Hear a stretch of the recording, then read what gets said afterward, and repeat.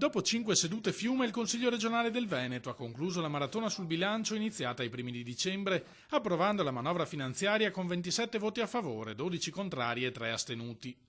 Siamo soddisfatti per 3 motivi, dichiara il vicegovernatore e assessore al bilancio Gianluca Forcolin: l'aver approvato prima di Natale lo strumento di programmazione per il 2019, l'essere rimasti anche quest'anno l'unica regione a statuto ordinario a non applicare alcuna addizionale IRPEF e l'aver mantenuto tutti gli standard promessi dal programma elettorale di Luca Zaia. Dagli stanziamenti alle scuole materne e paritarie con 31 milioni, ai forestali per garantire appunto l'efficienza degli strumenti soprattutto post-emergenziali di questi mesi, al sociale, alla famiglia, a molti fondi di rotazione e risorse che sono arrivati in capo all'economia con il collega Marcato per mettere appunto in moto anche qualche tipo di agevolazione alle nostre imprese. Dall'opposizione le critiche più dure arrivano dal Partito Democratico, il cui capogruppo Stefano Fracasso, nell'annunciare il voto contrario, accusa la maggioranza di non aver colto le necessità straordinarie dei territori colpiti dalla devastazione di fine ottobre.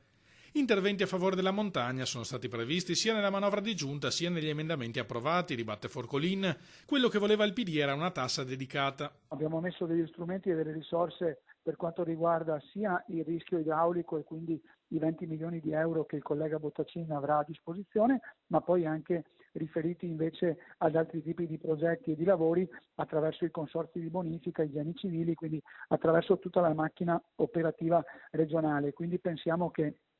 sia assolutamente fuori luogo oggi mettere un addizionale IRPEF, cioè mettere le mani in tasca ai cittadini, quando col governo stiamo interloquendo per avere delle importanti risorse nella legge di stabilità in fase di approvazione. Inevitabile lo sguardo al futuro col dossier sull'autonomia sul tavolo del premier Giuseppe Conte, ma pensare che le risorse in più arrivino in tempi brevissimi, puntualizza Forcolin, sarebbe un errore. Si partirà dalla spesa storica per poi arrivare gradualmente ai fabbisogni standard. Sarebbe